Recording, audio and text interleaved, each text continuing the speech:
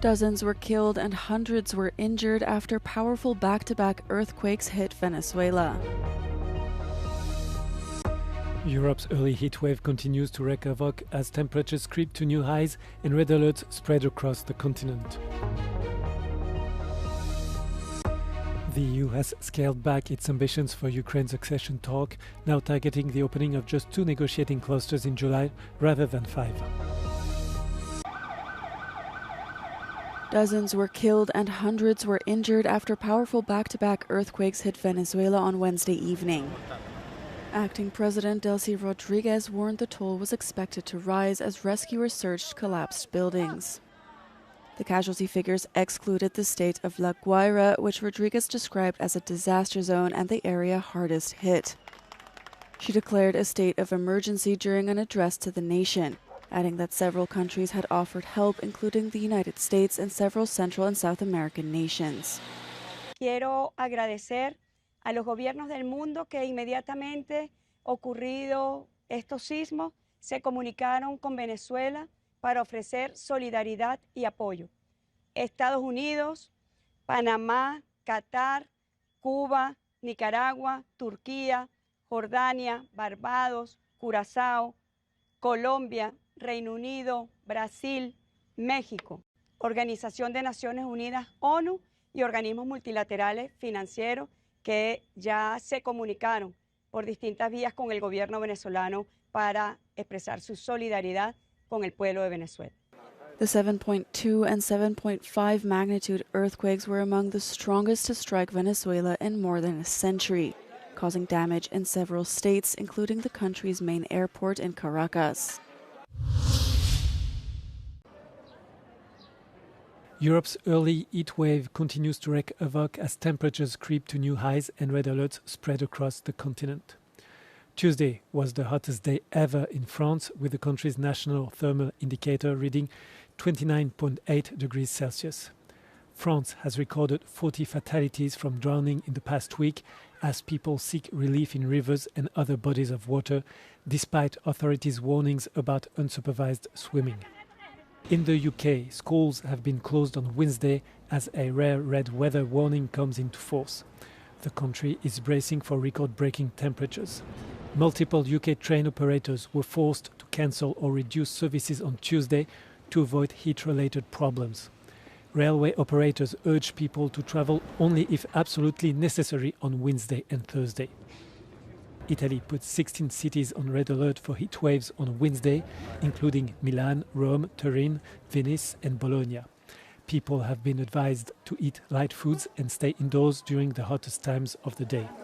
A spike in households using air conditioning for cooling has sparkled blackouts in Milan and Turin.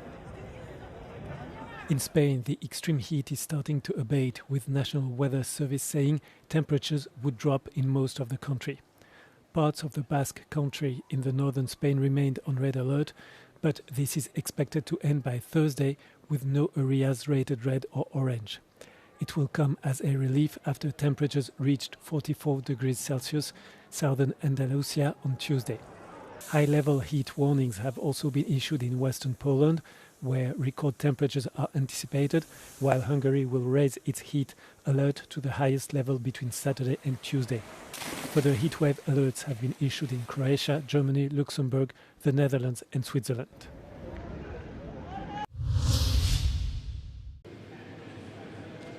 The European Union has scaled back its ambitions for Ukraine's accession talks, now targeting the opening of just 2 negotiating clusters in July rather than 5. Ukraine opened one cluster earlier this month after a 2-year wait under Hungary's veto.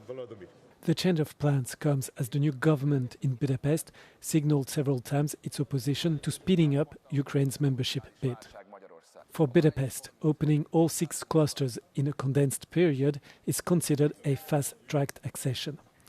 The characterization is rejected by a majority of member states, which see the clusters as just the beginning of an arduous, complex journey. The climb down marks a significant retreat for Brussels. The European Commission has consistently indicated that Ukraine was technically ready to negotiate the 6 thematic clusters, which altogether cover 33 chapters. Momentum behind enlargement surged following the Hungarian elections in April after Viktor Orban's electoral defeat. The newly elected Prime Minister, Peter Magyar, offered an olive branch by lifting the country's long-standing veto on the first cluster in early June, but Magyar has since signaled that he is unwilling to support a faster pace of negotiations.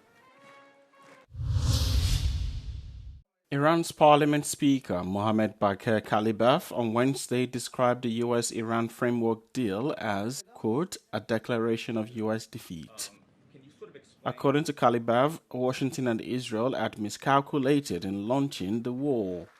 Speaking at the PUIC Parliamentary Summit in Baku, Kalibaf, who heads the Iranian negotiating team, said the Islamabad understanding was not the result of pressure and coercion, but rather the result of the resistance and authority of the brave Iranian nation.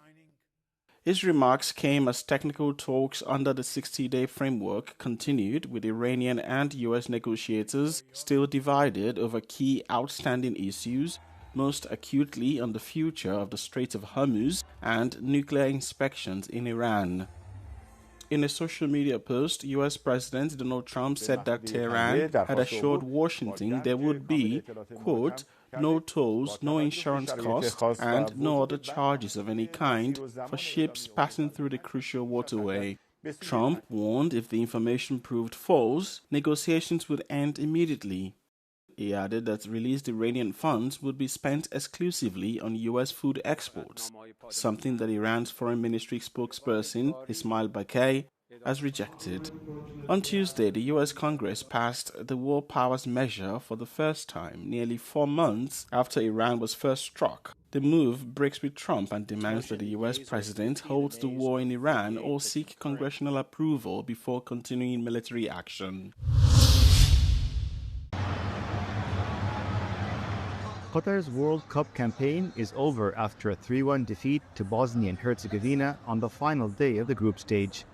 The result left Qatar bottom of Group B with 1 point from 3 matches and ended any hope of reaching the knockout rounds.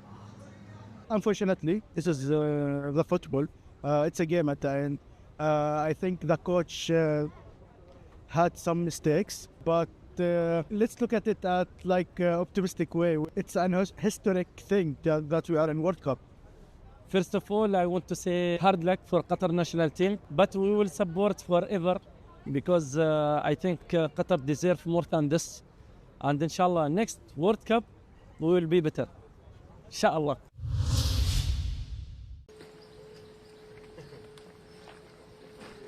France head coach Didier Deschamps will miss Les Bleus' final group match against Norway on Friday in order to return home for his mother's funeral. A statement by the French Football Federation said that Didier Deschamps has entrusted his assistant Guy Stéphane with responsibility for leading the squad until he returns. Deschamps took over as head coach in 2012 and guided France to World Cup victory in 2018. He is expected to rejoin his players and staff in Boston on Saturday, the day after the match against Norway. In the meantime, he will remain in contact with his assistant to discuss team selection. Deschamps also missed a game against Denmark in 2022 following his father's death. France is top of Group 1 with 6 points after beating Senegal 3-1 and a 3-0 win over Iraq, with star player Kylian Mbappé scoring 4 goals in total.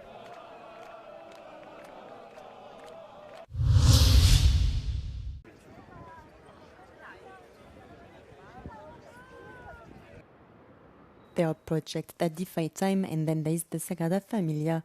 In the heart of Barcelona, Antonio Gaudi's masterpiece is nearing completion after more than 140 years of construction, a miracle that coincides with the centennial of the brilliant architect's death. Using a modular system, a puzzle of stone and steel is assembled, held together by 24 metric tons of adhesive developed by Henkel. Begoña Cantera, the engineer in charge of the project, points out that thanks to this adhesive, construction of the Sagrada Familia has been accelerated by about 50 years, a half-century's head start thanks to a resin that absorbs moisture, sea salt and subway vibrations without cracking.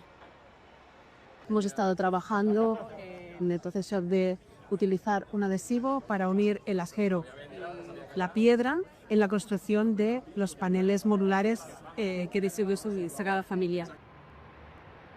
Its mystique evokes an interior forest bathed in light from the stained glass windows. The basilica also holds secrets that inspired everyone from the stormtroopers, the imperial soldiers of Star Wars, to Gaudi himself, who is also depicted on the facade. Although he never lived to see his masterpiece completed, he rests in its crypt for eternity. On the Passion facade, you can see an unconventional depiction of Christ, whose head is a book, a gateway to knowledge. After Gaudi's death, a line of architects took up the torch. In recent years, led by Jordi Fauli, they have faced the greatest structural challenge, erecting the central towers. Fauli recalls that the master knew his work would be completed using the technology of the future. Hemos construido las torres centrales con la técnica que quizá hace 75 años no era posible, pero ahora sí, de tesar, de grandes paneles de piedra tesada con barras de industrial en el interior. Y esta misma técnica la utilizaremos en los campanarios de la fachada de la Gloria y quizá también alguna de las columnas. Thus, the Tower of Jesus now crowns the sky at 172 meters, making the Basilica the tallest church in the world. El cielo de Barcelona ya tiene dueño. La Torre de Jesucristo, la más alta de la Sagrada Familia, recientemente bendecida por el Papa León XIV en su viaje a España, vigila la ciudad condal.